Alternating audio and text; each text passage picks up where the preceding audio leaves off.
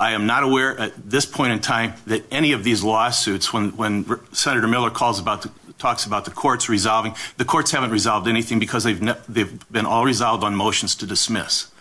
On legal issues, they have never even taken up, held an evidentiary hearing, or even remotely assessed the credibility of the evidence which submitted.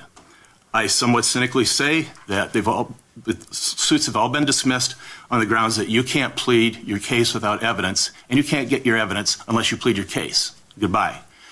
The courts are not set up. I've been involved in complex litigation and many times over 30 years.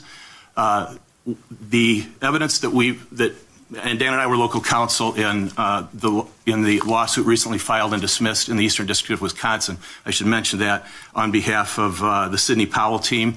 Same story. That team did research, investigation, and pleading in 3 weeks that in complex litigation often takes 3 years. And yet the courts, understandably, are not equipped to deal with that kind of litigation in that kind of context. In the election context, this is unique. It's, as we call it, sui generis. It's one of a kind.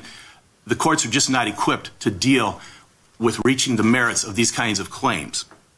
And I would also suggest that as I've listened to the testimony, I've listened to the questions from Democrat members, which I believe are sincere, I'm impressed by what struck me in the litigation over the last 6 weeks is that I keep hearing sound bites. This committee should proceed on evidence, not sound bites. I hear the sound bite about conspiracy. I hear Senator Miller saying, would you take an oath? I assume Senator Miller would take an oath that he is absolutely sure, and he would state as a matter of fact, which he just did, that the 2016 election was the victim of conspiracy by international sovereign actors. He is just as sure that the 2020 election was not. And it's, again, it's not a surprise to me that the roles are now reversed.